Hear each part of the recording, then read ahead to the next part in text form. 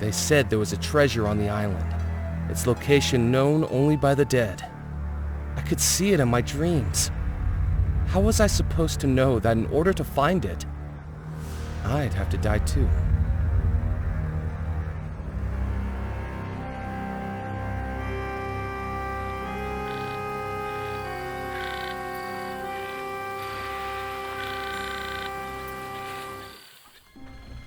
Spirits and specters from regions unknown, guide to me the wanderer who searches alone.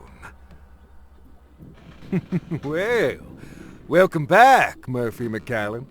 Have you found all 5 ingredients for the spell? I found 3 so far. Only 2 are left, the chalk and the coffin nails. Hurry.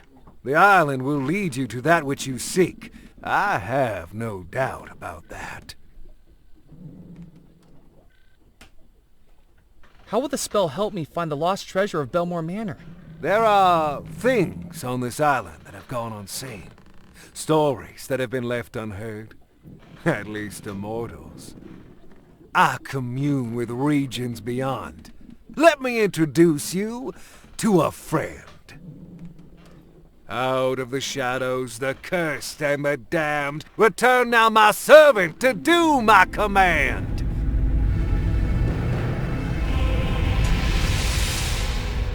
I have returned to you, Master.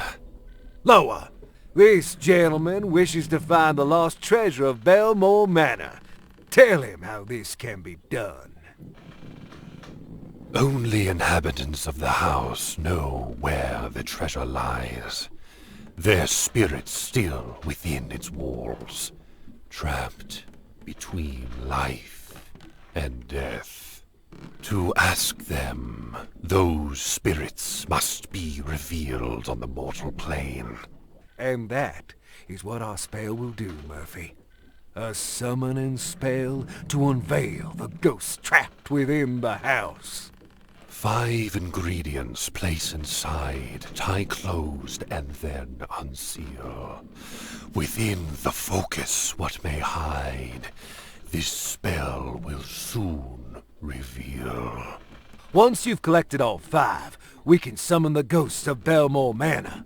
Once we've summoned the ghosts, we can ask them exactly where the treasure was hidden. You have served me, Loa. Begone!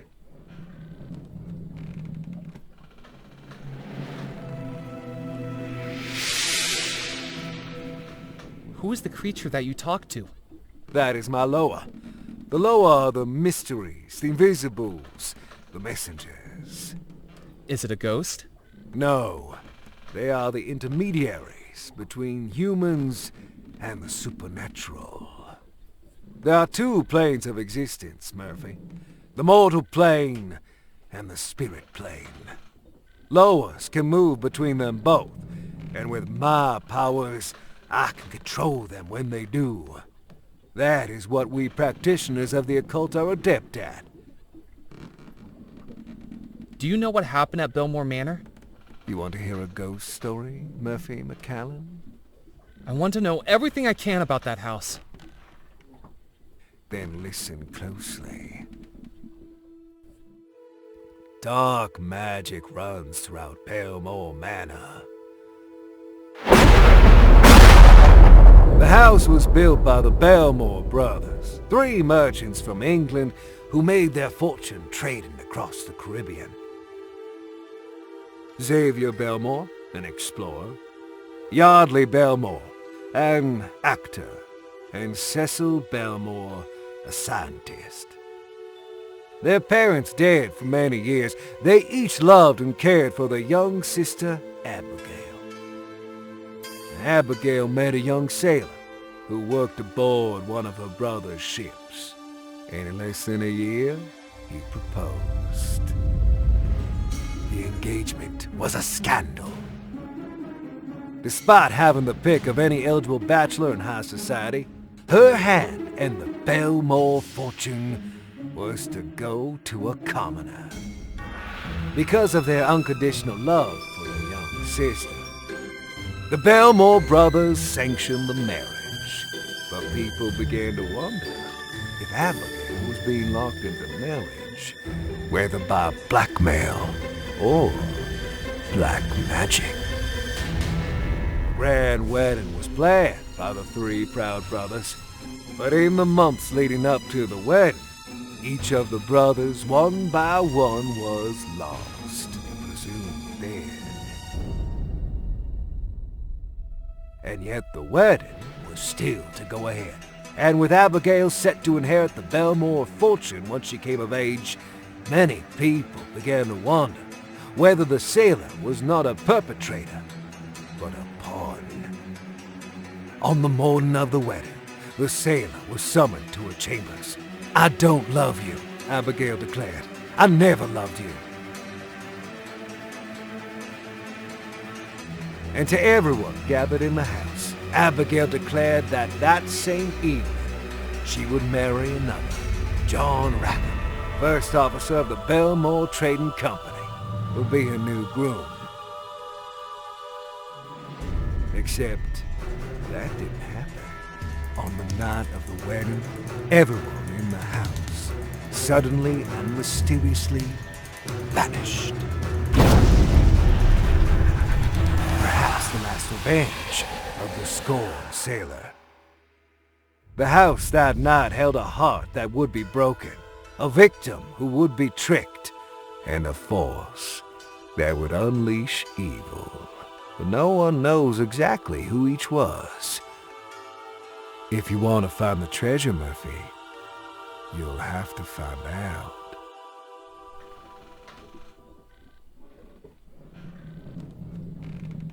How am I going to find the spell ingredients?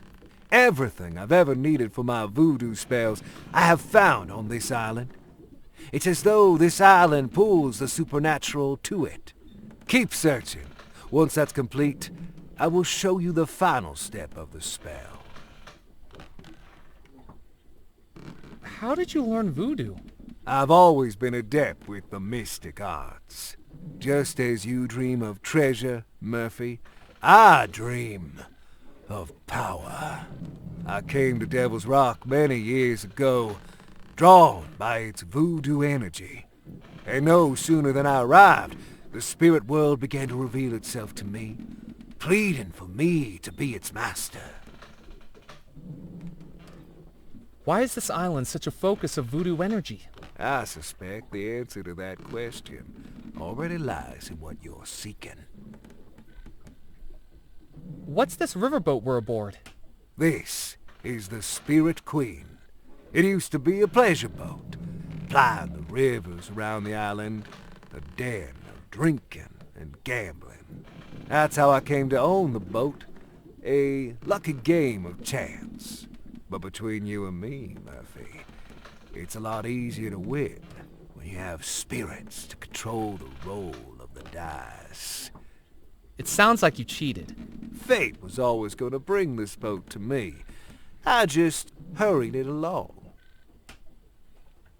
I'm going to finish finding the voodoo ingredients. Hurry back.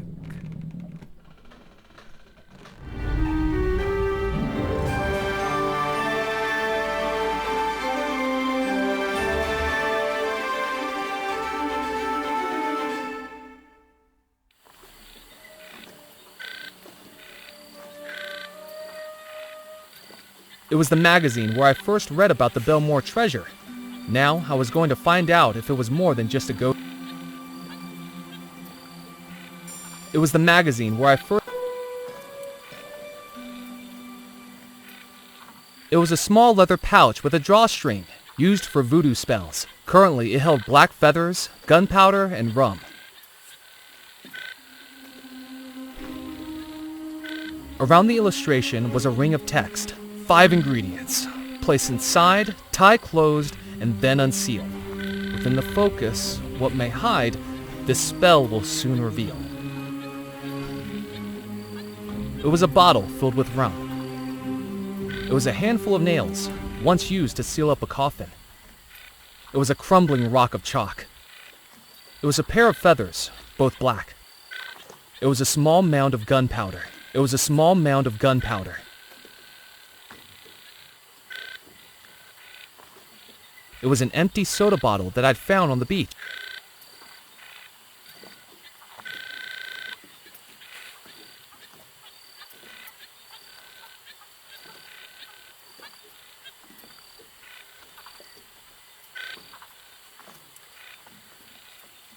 I filled up the bottle with the swamp water.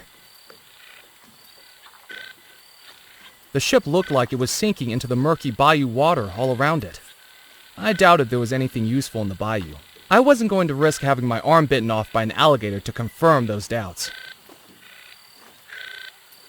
The wooden shack had a single door.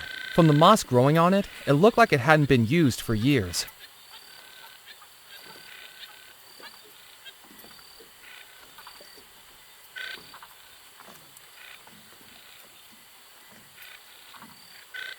The glass of the window was so thick with dust and grime, I couldn't see through it. With a bit of elbow grease, I pushed up the wooden window frame. The window to the shack was open, but its interior was largely unimpressive and covered in spiderwebs. Pressed against the inside wall was a dusty desk covered in spiderwebs, and on top it, one thing lay undisturbed, a small folded document which I picked up, along with an unintentional 8-legged companion. Ugh! Ghost stories and haunted treasures I could handle, but spiders gave me the creeps.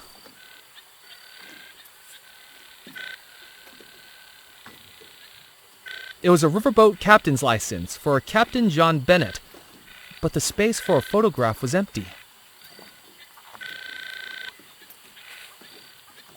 A frayed sack hung from the wooden crane.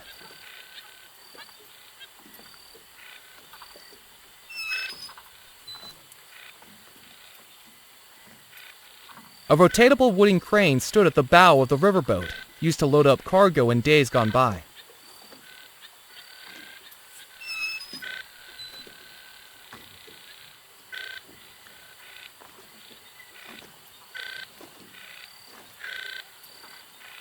A taxidermied fish was mounted on a board surrounded by an old frame. A plaque below read, "Record-breaking Pencosa fish, caught by Captain Pemberley."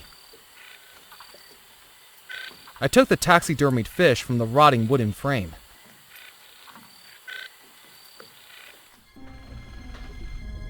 You've returned. Have you found all the ingredients and placed them in the gree-gree? Not yet, but I'm working on it.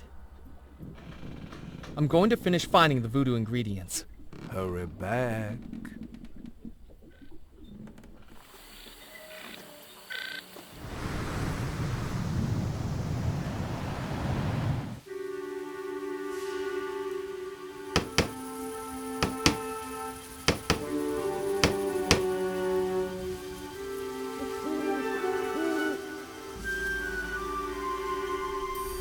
An antique stove burned quietly in the corner of the tumble-down shack. I didn't need to do anything with the stove, and would have probably burnt my hands if I tried. A rusty tin can sat on the ground. The tin was empty. The rough-looking coffin lay unceremoniously on the rickety table. The coffin lid had been nailed down securely. I wasn't going to be able to open it.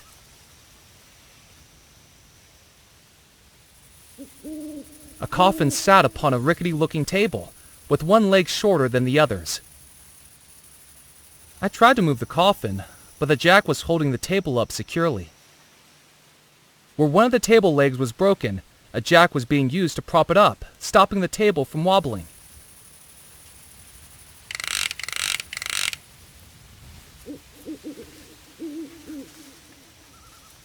A coffin sat upon a rickety-looking table. It was a screw jack, the type I normally see being used to hold up a motor car when changing its tire. It was the taxidermied fish I'd taken from the riverboat, with a ripped seam opening up to the stuffing inside of it. The graveyard was dotted with headstones, some old, some young, some legible, some not. I scanned the headstones for anything of note, but didn't know what I was searching for. A scruffy-looking man was working away within the remnants of the shack. Hello. Ah, consarn it! Don't sneak up on people like that. You frighten the dying daylights out of me. He looked at me like he'd seen a ghost. Sorry, you seem a little jumpy? I thought you were those pesky kids again. Kids don't seem like a reason to be scared. They're little terrors. I'm sure they're gonna give me a heart attack. Last week they showed up with a doctor's note they forged, saying a man I'd buried that day was just a very deep sleeper. 7 hours I was out here digging him up, at my age! And was he sleeping? Dead as a dodo, just like those kids will be if I get my hands on them. My name's Murphy McAllen. I've just arrived on the island. Well, welcome, Mr. Murphy. I'm Edgar Kettle, gravedigger, undertaker, coffin maker, and anything else that needs doing to keep this cemetery running. I'm looking for the treasure of Belmore Manor. Another treasure hunter. Well, let me tell you something, young man. Don't even think about digging up my graveyard. There's no treasure buried here, and I'm already busy enough filling in the holes that are meant to be here. Have you ever accidentally buried someone who is still alive? Not that I know of. When you think about it, how would I know? Shouts for help? Desperate shaking of the coffin? Look, I haven't sealed anyone up who was chatting away with me, let's put it that way. I usually check for signs of life, but everyone takes shortcuts sometimes, don't they? I deserve some rest in peace, too. Has the cemetery been here long? This cemetery is the whole reason Devil's Rock is populated. Back when the mainland was first settled, they used to ship off the bodies of undesirables to be buried here. The criminals and paupers. St. Juniper's Church up on the hill was one of the first structures here, along with the fort. So that's what this place became. A cemetery island. A place where only Beelzebub himself would take the bodies that were interred into its caves and tunnels. The Devil's Rock. Creepy. So there are caves and tunnels on the island? Oh yes, all over it. Some natural, some man-made. No one knows where they really are, though. I'm quite surprised I've yet to dig myself down into one. They say there's one that runs from the church to the crypt just down the path. An old escape route. But I've never been in there. Do you know anything about the disappearance at Belmore Manor? I think it's important to leave the dead to rest in peace. But what if they're not in peace? Well, I think there's more to that story than meets the eye. You know the 3 brothers went missing, right? Well, if you ask me, I think Abigail Belmore was behind it. She was engaged to a sailor, but nobody like her would go for a commoner. She might have loved him.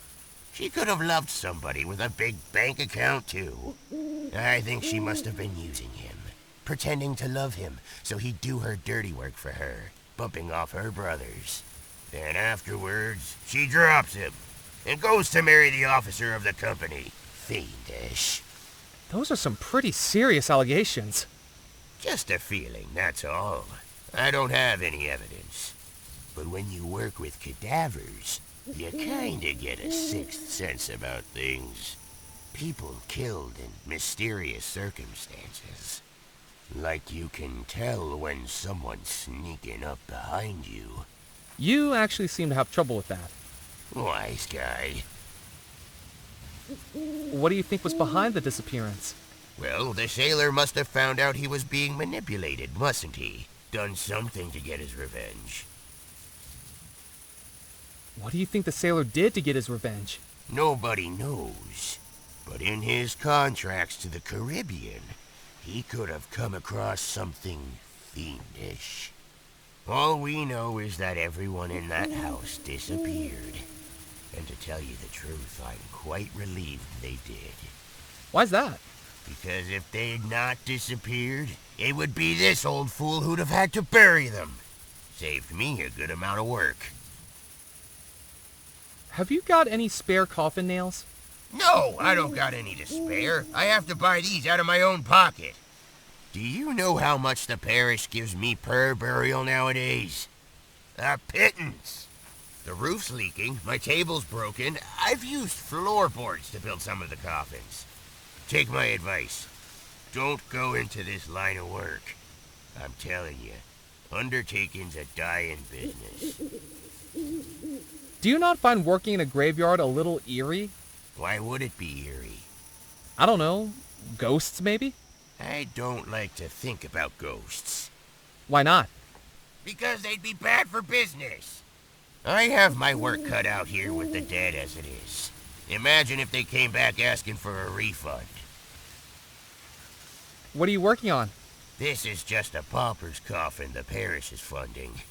Lock 'em in lumber, leave 'em to slumber. That's what I call it. No frills. This'll end up 5 feet under by the end of the night. I thought it was supposed to be 6 feet. You're not the one doing the digging. 5 feet means I get a tea break. Why are you out here working so late? The funerals take place in the morning, and I prefer to be tucked up in my bed. I don't like those early funerals. I'm not a morning person. Do you think I could fit inside the coffin? Probably not. The gentleman inside might make it a bit of a squeeze. You mean there's a dead guy inside there? There better be. I can't afford to be burying empty coffins. Creepy. Story of my life. Did the coffin just move? Don't even joke about that. I best be running along. Don't drop dead. I don't want anything else adding to my to-do list.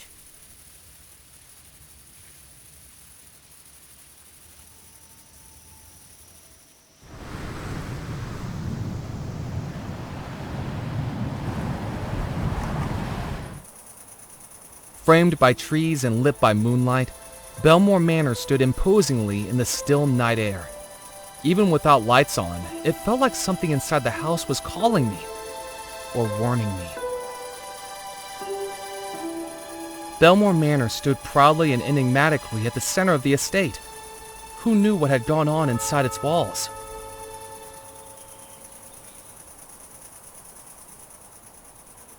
I scanned the house for a way in, perhaps an unlocked door or window, but my search was without luck. It was the grand front door to Belmore Manor. I wondered how many people had entered the house this way, and how many never came back out again.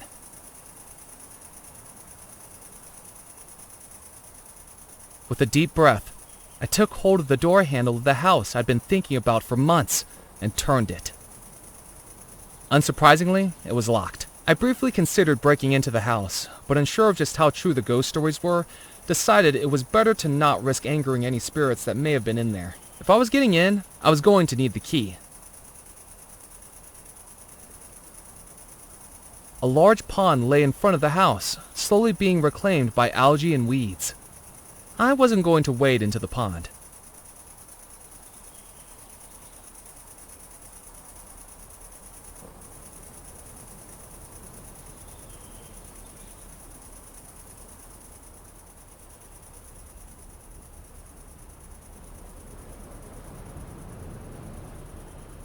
A horseshoe hung above the gazebo threshold, supposedly a symbol of good luck. The horseshoe was too high up to reach. A table and chairs sat inside the gazebo, an echo of better days with afternoon tea looking out over the ocean. From the gathering moss and rust, it was clear the patio set hadn't been used in decades.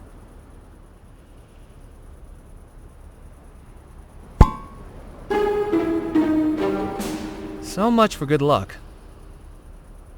The horseshoe lay undamaged on the floor. Fortunately, my head had broken its fall. I picked up the horseshoe that assaulted me. It was heavy, very heavy. It was a heavy iron horseshoe.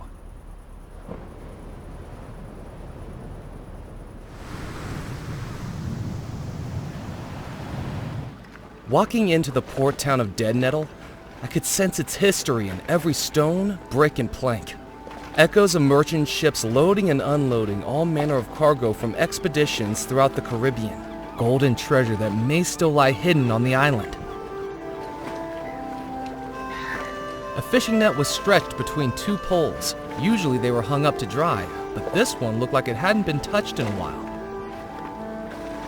The fishing net was so worn it looked like it might fall apart at any moment. It wasn't going to be of any use to me. It was a mechanical scale, used for weighing fish.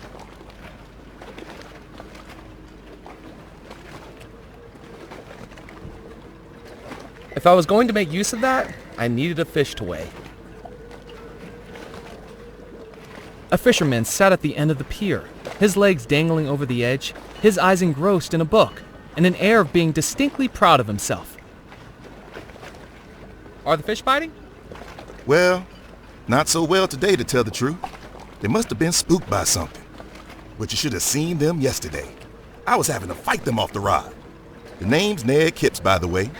Just Kipps to my friends. I'm Murphy McCallan. Nice to meet you, Mac. What are you doing on this old rock anyway? I haven't seen you around before. Here on vacation? I guess you could say that. Then you got worse judgment than an arm wrestler squaring up to a kraken. Hope you don't regret it. Me too. What's that book you're reading? The Louisiana Book of Records. There's this fish called a pinkoza that swims around these parts. Delicious barbecue. And you're looking at the fella that's caught the heaviest pinkoza ever weighed at the Dead Nettle docks. Now I'm looking to see if it's a state record, maybe even national, or a world record.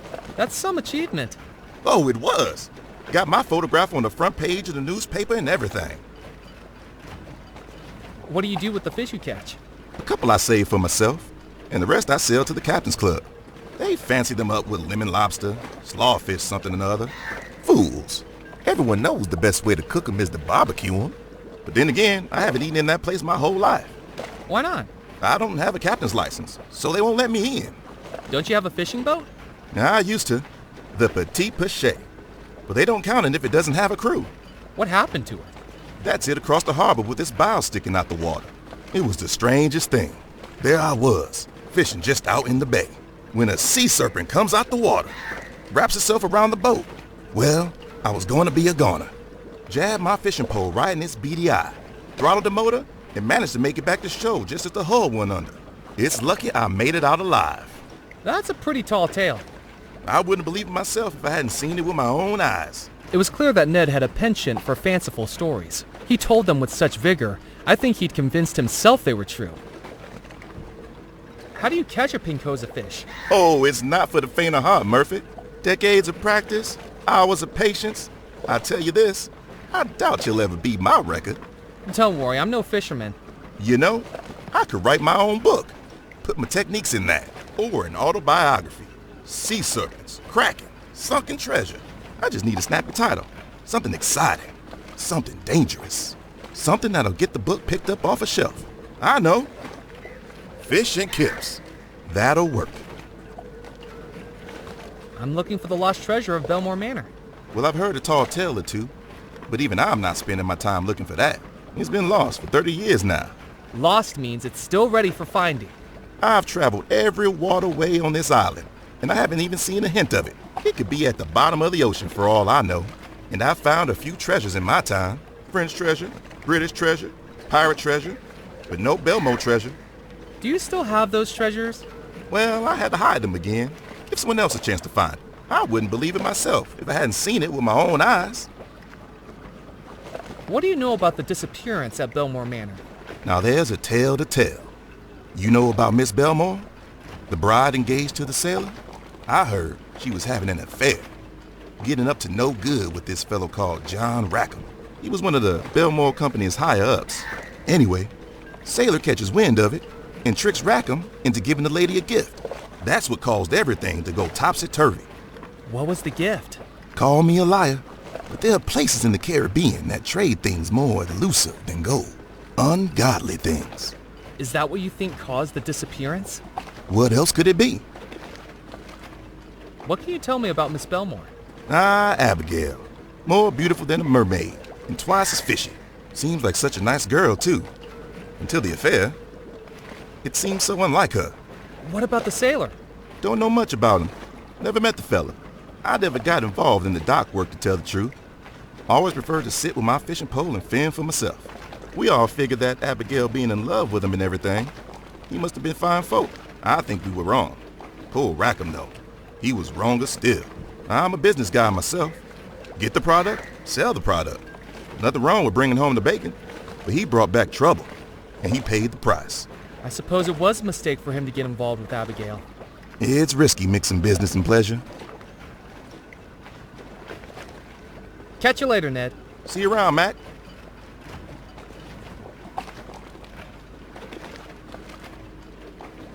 A notice board stood outside the newspaper office, containing a mixture of front pages and advertisements.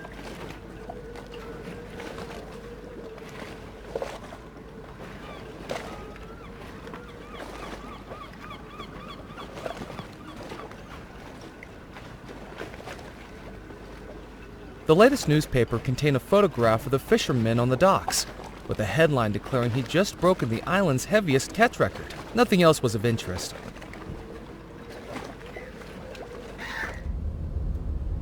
You! Stop right there!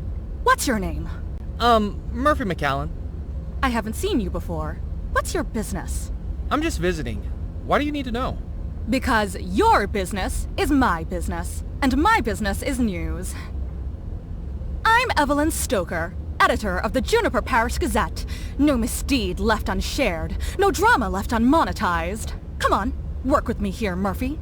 I need something juicy. Committed any crimes? Uncovered any affairs? Any deep, personal secrets to reveal? The honest-to-God truth. No. I need a good story. I can't always let something minor like the truth stand in the way of that. It was a large and ornate printing press, which must have cost a fortune decades ago, but was now very much out of date. Don't even think about touching that machine. On the floor was a large canister filled with dark black printer's ink. Around it, the floor was stained with ink splatters. I wasn't going to get ink all over my hands. A ball of twine had been left on the table, presumably used for bundling up newspapers. It was a pair of scissors left on the table from packaging the newspapers. It was a ball of rough twine. It was a pair of sharp scissors from the newspaper office. The editor peered over her spectacles at everything she did. I wondered if the only reason she wore them was to peer over them. Yes? Hi. What are you working on? Listen to this. An innocent victim's domesticated canine has been suddenly and mysteriously ripped away from them by fate. Its location and intentions are unknown. Wait, are you talking about a lost dog? Technically, it's not lost anymore. It was found shortly before I got to the house. But still, the story must be written. I have a headline suggestion. Lost dog, not lost. I have a personal suggestion. Butt out. Don't you have more interesting stories to write about? The crackpots this island calls a population wouldn't know something interesting if they paid for it. Which they hardly do. Believe me, I've tried to get juicier stories. Scouring the island, doorstop interviews, hiding beneath windows. You eavesdrop on people through their windows? It's called investigative reporting. I'm doing some research on the treasure of Belmore Manor. Leave it. That's my advice. There's no story in it. No story? Not that anyone would believe. And I've got advertisers breathing down my neck.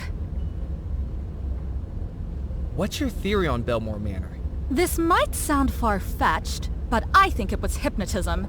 All the puzzle pieces make sense. Who was hypnotized? Abigail, by that strange sailor she was going to marry. This newspaper had been publishing a bunch of stories about spooky goings-on across the island. We even had tip-offs of black magic inside Belmore Manor. Can you believe it? Who was doing black magic? Well, we weren't told for sure, but it makes sense, doesn't it? The sailor! Why else would someone as powerful as Abigail want to marry a lowly manual worker like him? Come the night of the wedding, and she wised up. Married John Rackham, the company's first officer. Much more on her social standing, and a responsible choice for the company. What do you think caused everyone to disappear? The last revenge of the sailor's sorcery. But imagine me writing that into a piece of serious journalism. I'd be laughed out of the industry. What's in those filing cabinets? Past issues of the newspaper, starting right back in 1864. Of course, things were a lot more interesting when Dead Nettle was thriving as a port town. Comings and goings of people, ships, and cargo, lots to report on back then. More than the dregs I have to dress up now. Can I take a look in the filing cabinets? Sorry, McAllen. Employees only.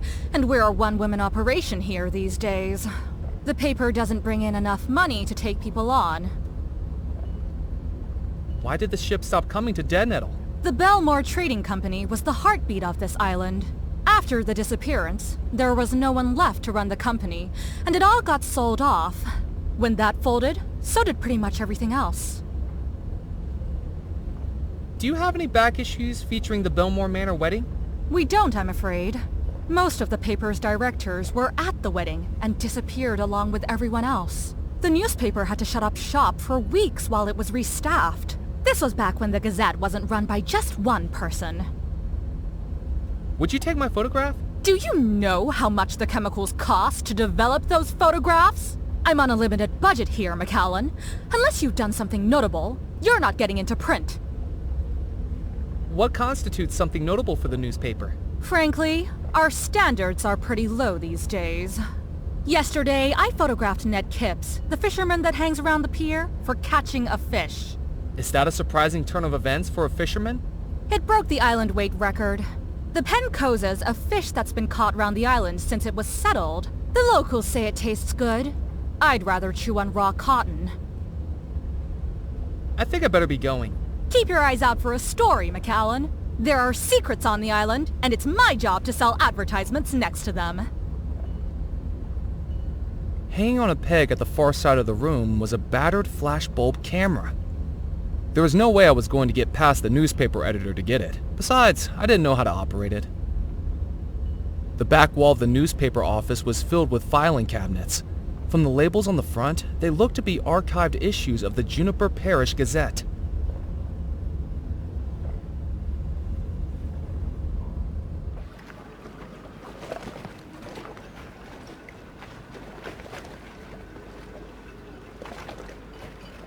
A poster was hung on the wall. From how much it had faded, it had clearly been there for years.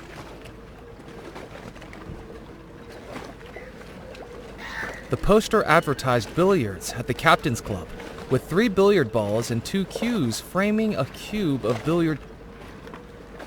The tip of a wooden boat poked above the water, clearly the result of a rather unfortunate expedition.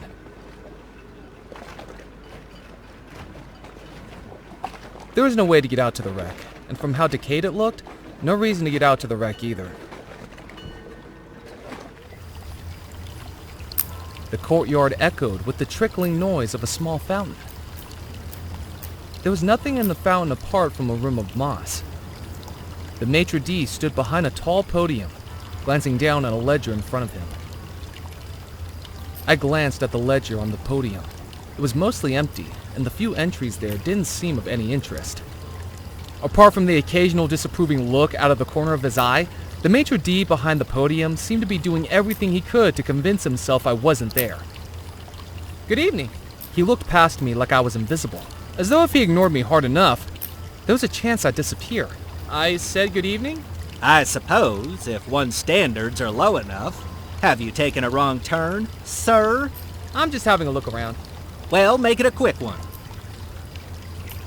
Who are you? My name is Felix Greer, maitre d', bartender, and acting manager of the Captain's Club, when Mr. Perkins has his night off.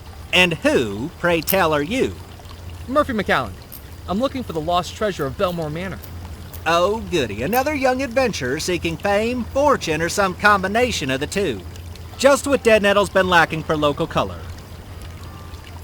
What is this place? This, sir, is the Captain's Club, a private members club for current and retired sea and riverboat captains. We are highly exclusive. Are you a captain?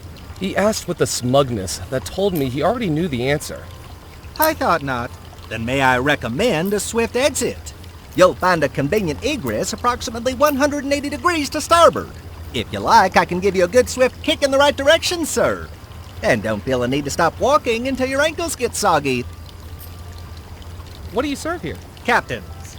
Right, yes. I mean by the way of food? The Captain's Club serves a dazzling array of sea-source dishes, from our house special jambalaya to my personal favorite, Devil's Rock Pancoza, pan-seared with lobster slaw and citrus crawfish beurre blanc. In all honesty, it's not very popular. Most of the clientele are absolutely sick of seafood by the time they get ashore. Just the sight of it makes them groggy. What about drinks? Listen, if you're from the Prohibition Bureau, we've cleared all that up with Officer Moe. Fines were paid, things changed hands, and now we're clear. I'm not from any Prohibition Bureau. Then forget I said anything.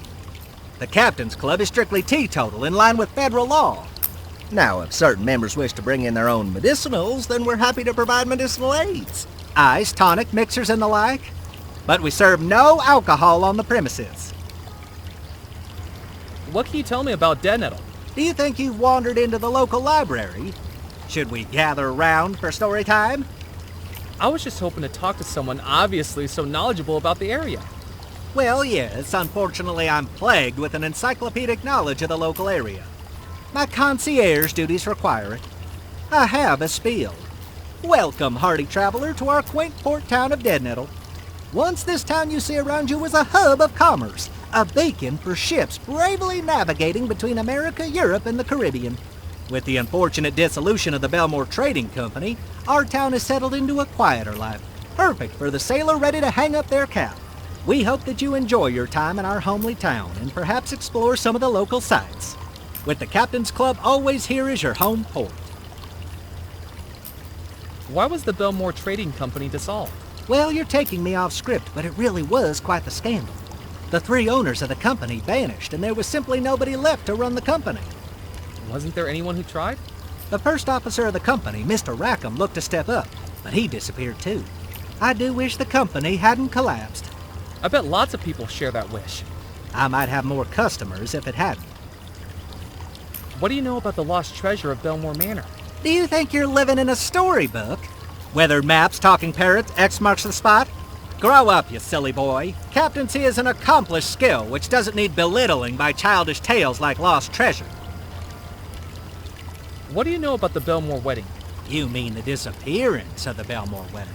On moonlit nights when the waves crash against the rocks, the captains of this club trade yarns about this very mystery. Did you know Abigail Belmore's fiancé was a sailor who worked on the ships? Some of the old boys here even worked with him. They say he loved her, as true as a captain loves the sea. But she was a temptress, a siren who scuttled that sailor's heart.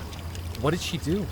After months of engagement, she broke it off and chose to marry an officer of the company instead, on their very wedding day.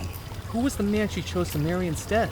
John Rackham, a landlubber who only used the bounties of the sea to fill his coin purse. But the Belmores harnessed his ambitions for the company, his expertise at imports and exports. Why did she do it? What many people don't know is that mysterious things had been found on one of the company voyages to the Caribbean. Mystical things, some say. What did they find? The crew was sworn to secrecy by the Belmore brothers, and all of the men were loyal enough to keep their word. But the rot in the rope was that sister, Abigail. People say that the discovery took hold of her. With the broken heart of the sailor and the resources of the officer, she was about to unleash something terrible. Perhaps it was a good thing that they all disappeared. Do you think that's true? Of course not. It's all nonsense. But the captains do love to outperform each other with such tales on a dull evening. What makes you think I'm not a captain? Well, for one thing, you lack the grizzle, the crustiness, the essential R of a captain. How do I get those? Years of exposure to salt water and sullen, uncooperative crew members, I should think. Tell me, have you ever captained a 3-rigger through a tropical typhoon? Have you ever run the rapids of the Mississippi without hitting a single reef? Wind in your sails, fire in your furnace, waves beneath your keel? Have you? Well, it's more complicated than that. In what way? I get seasick. Is there any way to prove I'm a captain? You might show me your captain's license. As I'm sure you know, the state of Louisiana requires all captains, both sea and riverboat, to carry one. But don't try to foist me off with a fake. Last week we had someone present a license with a photograph distinctly unlike their contemporary appearance. The photograph was clearly of someone a good deal older than them, with more facial hair and, most importantly, one less eye. You know, I must have left my license in my other pants. Certainly, sir. Hopefully I'll be able to read it, seeing as I was apparently born yesterday. I best be casting off. Don't feel the need to rush back, sir. An ornate statue stood in the alcove. You can't go up there. It's for members only. Members only.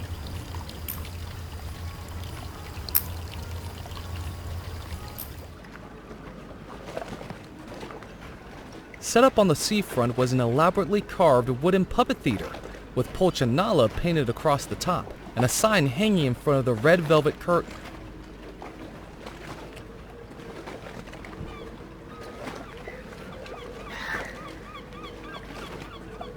Gruff mumbles emanated from inside the puppet theater. Obviously, preparation for tonight's show was already underway. A homemade paper sign hung on the front of the theater. The sign read, "The fantastic Fantaccio brothers will be performing tonight. People of all ages welcome. Donations welcome even more so."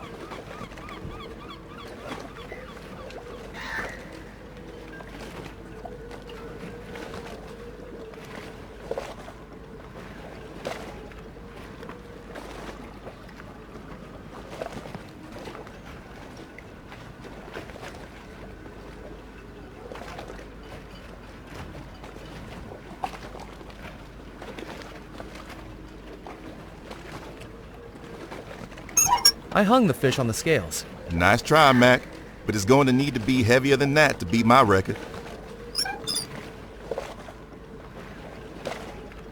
With the ripped seam as an opening, I placed the horseshoe inside the taxidermied fish. Now it was heavy.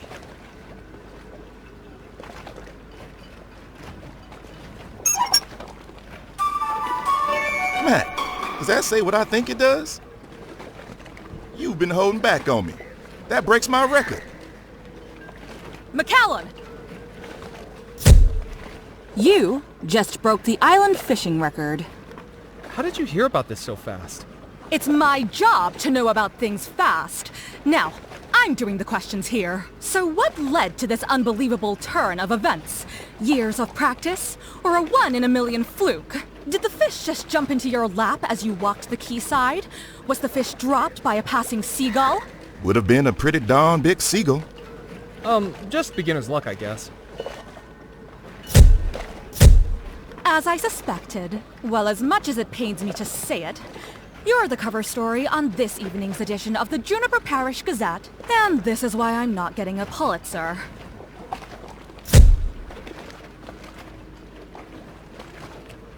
I've got to hand it to you, Mac. That fish is a whopper. I wouldn't believe it myself if I hadn't seen it with my own eyes.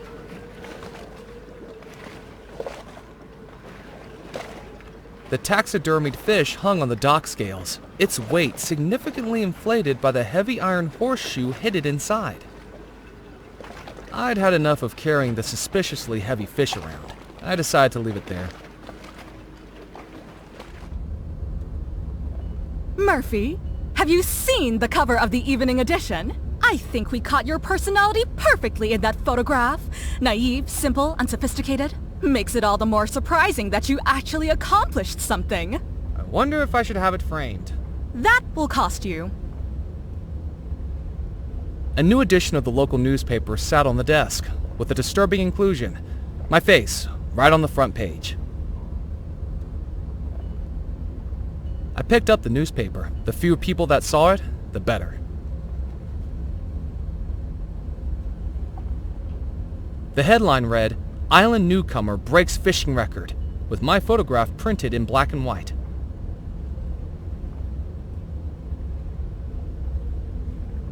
Carefully, I cut my photograph out of the newspaper. It was the photograph of myself I'd cut out of the newspaper. I wish I posed better. I stuck the cutout photograph onto the still tacky interior of the captain's license. It was convincing enough.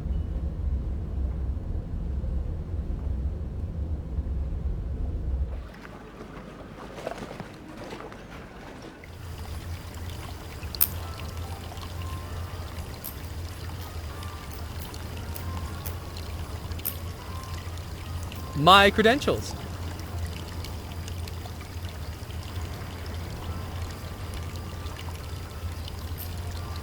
You're telling me you are a captain? I trust it's all in order.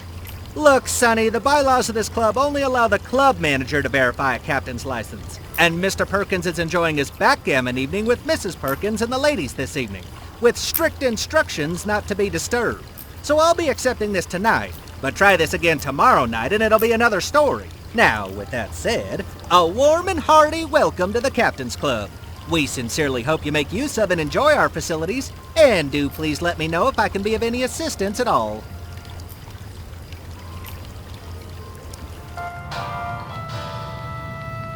A painted globe stood at the top of the stairs, covered in pinpricks. It had either been used to plot out expeditions, or as a replacement dartboard. While I was trapped on Devil's Rock, a map of the world wasn't going to be much use to me. An elegant glass-paneled cabinet stood in the corner of the room. Inside, a pair of cues hung either side of a trophy, in the shape of an oversized billiard ball. The cabinet was locked. The room was dominated by a large wooden billiard table that looked to have had plenty of use in its time. I considered playing a game, but billiards without the balls and cues wouldn't have been very engaging. A cube of billiard chalk was left on the rim of the table.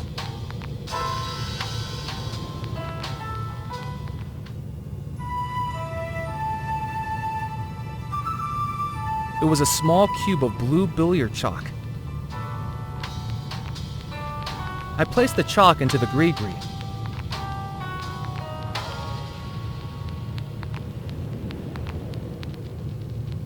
It was locked. It was locked. There was a small electrical switch on the wall.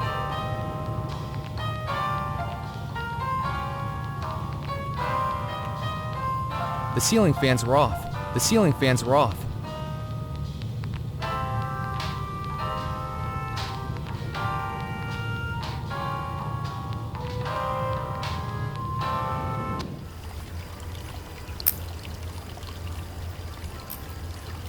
Where are all the club members? There's no rush, sir. It's just a bit early for the captains yet. They usually arrive after dinner. Rest assured, if you pull up a seat and enjoy the ambiance, some of our fine members will certainly be along later in the evening. I best be casting off. Farewell, sir.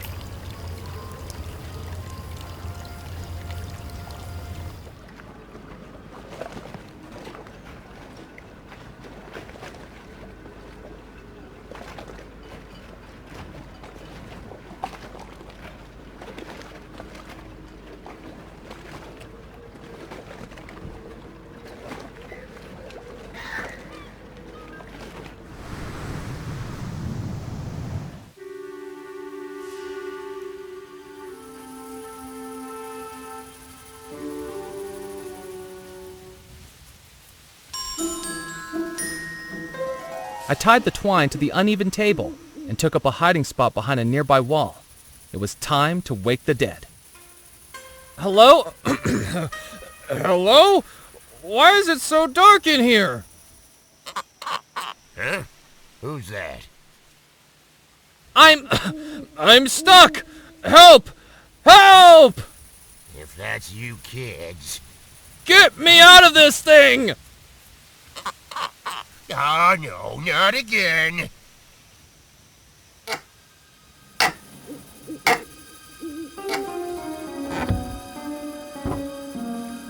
Mister, are you okay? I'm so sorry. I was told... Mister? Oh, darn it! Next time I see those kids, I'm gonna have a lineup of Pee-wee coffins ready for them. See how they like being scared out of their wits.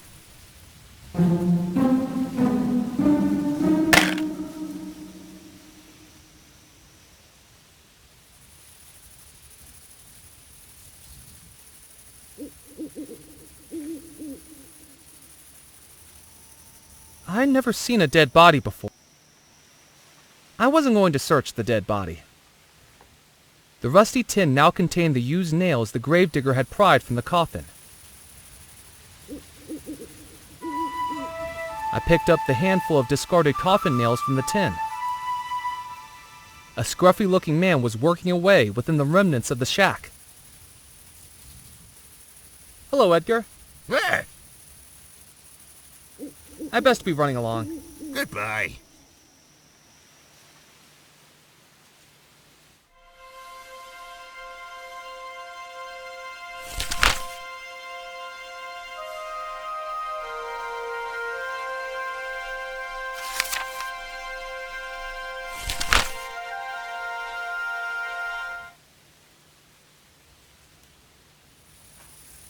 I placed the coffin nails into the gree-gree. I've done it. All 5 ingredients for the summoning spell. Now I needed to head back to the Spirit Queen.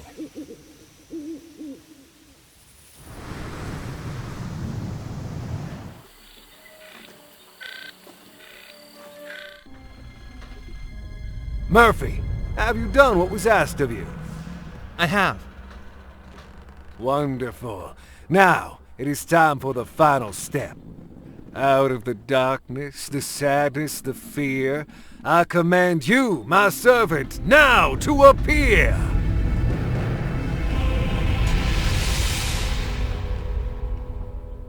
I have returned, Master. What is your desire? The ingredients have been gathered. The final step of the spell is ready. The focus. The focus of the spell is that which you are casting it upon. Belmore Manor is where the ghosts reside. An image of Belmore Manor is what you must direct the spell with. Murphy, do you have an image of Belmore Manor we can use?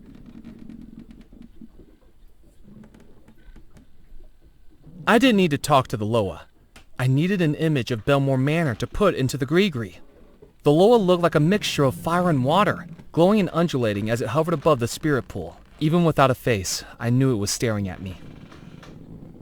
In the center of the room was a huge stone pool filled with swirling green water. Gazing into the spirit pool, it looked like I could see formless faces gazing back at me. The riverboat was dotted with lit candles, just the ambiance you need in a voodoo den. Taking some of the witch doctor's candles wasn't going to help me. The witch doctor stared at me with intense, unblinking eyes, longing for my next move. I didn't need to talk to the witch doctor yet. I needed an image of Belmore Manor to put into the gree-gree. I folded the magazine cover and placed it inside the gree-gree. The spell is ready. Finally, the ghosts will be free again. Open the gree-gree, Murphy, and that will cast the spell. With some trepidation, I took the gree-gree from my pocket, and then, with a deep breath, opened it.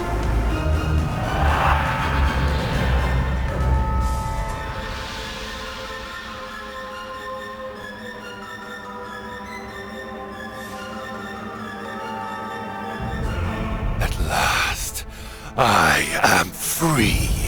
Servant, what's happening? I was never your servant. I am your master. You shall do my bidding. I command you! Foolish mortal! You have served your purpose.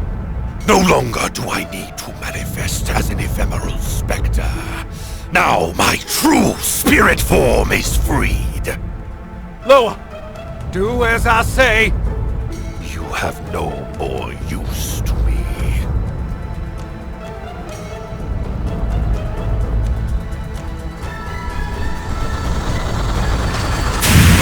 I wasn't sure what I'd just seen, but the voodoo fire raging all around me was all too real. I needed to get out, and fast. I wasn't going to be able to put the flames out. I needed to get out of the door, and fast, but I was going to need to extinguish the fire to reach it.